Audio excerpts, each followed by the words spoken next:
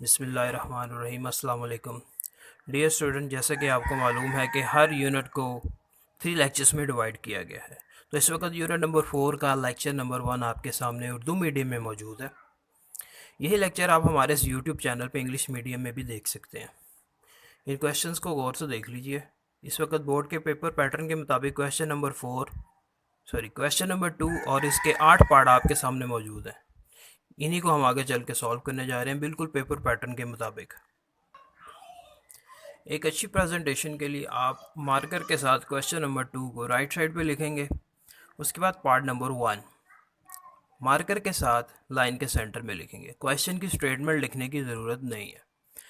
इस part number 1 में question पूछा गया है रिजल्टेंट ऑफ फोर्सेस से क्या मुराद है। तो हेडिंग बनेगी रिजल्टेंट ऑफ फोर्स।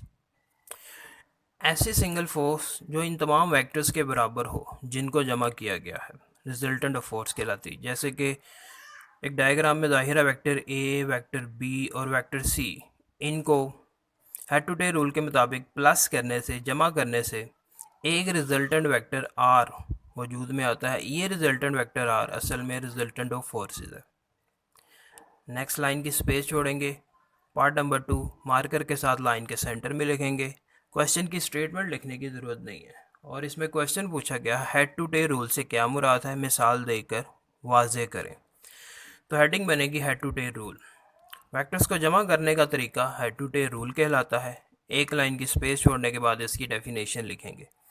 पहले वेक्टर के हेड के साथ दूसरे वेक्टर की टेल को मिलाया जाता है। इसी तरह दूसरे वेक्टर के हेड के साथ तीसरे वेक्टर की टेल को मिलाया जाता है। और इसी तरह जितने भी वेक्टर्स हों उनको जमा करने के लिए हेड के साथ नेक्स्ट वेक्टर की टेल को मिला दिया जाता है।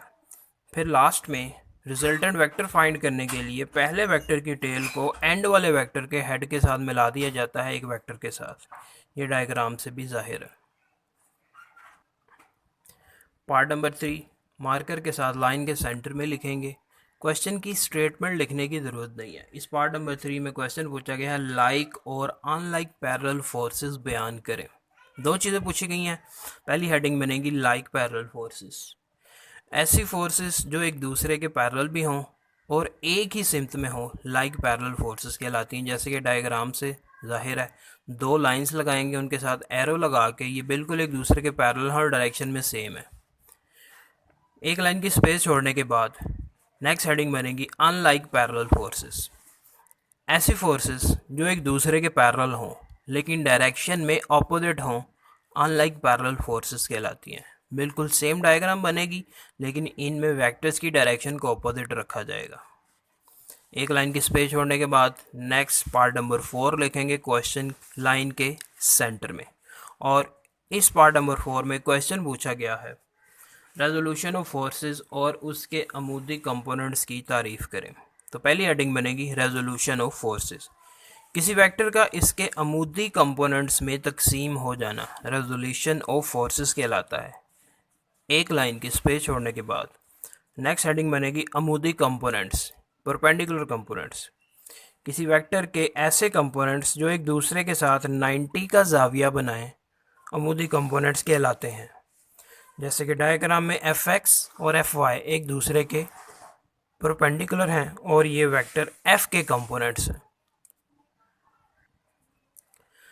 पार्ट नंबर 5 मार्कर के साथ लाइन के सेंटर में लिखेंगे। क्वेश्चन की स्टेटमेंट लिखने की ज़रूरत नहीं है। इस पार्ट नंबर 5 में क्वेश्चन पूछा गया है मूवमेंट का असूल बयान करें।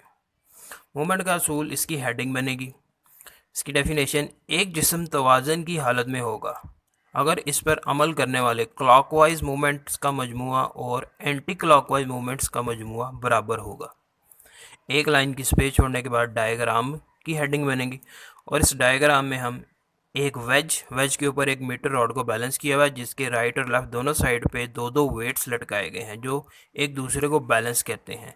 एक तरफ एंटी क्लॉकवाइज मूवमेंट्स और दूसरी तरफ क्लॉकवाइज मूवमेंट, दोनों एक दूसरे के इक्वल हैं इसलिए रॉड बैलेंस है। इसे मूवमेंट्स का असूल कहते हैं। एक लाइन की स्पेस छोड़ने के बाद पार्ट नंबर 6 मार्कर के साथ लाइन के सेंटर में लिखेंगे। और इस पार्ट नंबर 6 में क्वेश्चन पूछा गया है टॉर्क की तारीफ़ करें और उसका यूनिट लिखें।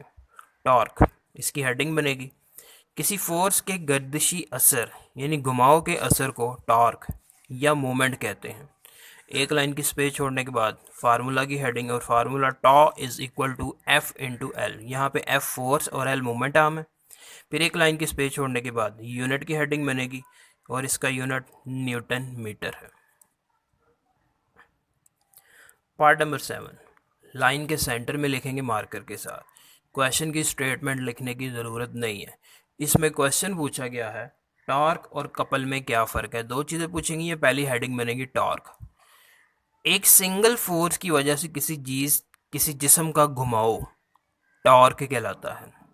ज़्यादा फोर्सेस भी हो सकती हैं लेकिन उनकी डायरेक्शन सेम होगी, इसे टॉर्क कहते हैं। जैसे कि डायग्राम से जाहिर है कि एक नट को खोलने के लिए रेंच को इस वक्त क्लॉकवाइज घुमाया जा रहा है। एक लाइन की स्पेस छोड़ने के बाद नेक्स्ट हेडिंग बनेगी कपल। दो मुखालिफ और पैरेलल फोर्सेस जो एक लाइन में ना हो, इनकी वजह से किसी जिस्म का घूमना कपल कहलाता है। जैसे कि डायग्राम से जाहिर है कि गाड़ी का स्टीयरिंग को घुमाते वक्त एक फोर्स और दूसरी फोर्स दोनों इसको घुमाने में हेल्प करती हैं, ये कपल कहलाता है। नेक्स्ट लाइन की स्पेस छोड़ने के बाद पार्ट नंबर 8 मार्कर के साथ लाइन के सेंटर में लिखेंगे। और इस पार्ट नंबर 8 में क्वेश्चन पूछा गया है रिजिड बॉडी क्या है। तो हेडिंग बनेगी रिजिड बॉडी। अगर फोर्सेस लगाने के बावजूद किसी जिस्म में पार्टिकल्स के दरमियान में फासले तब्दील ना हो तो वो जिस्म रिजिड कहलाता है।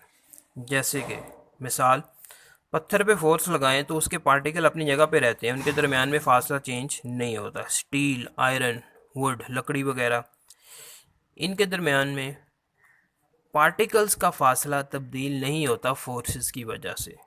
तो ऐसी चीज़ों को रिजिड बॉडी कहते हैं। डियर स्टूडेंट्स, ये लेक्चर आपके सामने उर्दू मीडियम में मौजूद है, लेकिन यही लेक्चर आप इंग्लिश मीडियम में हमारे इस यूट्यूब चैनल पे फाइंड कर सकते हैं।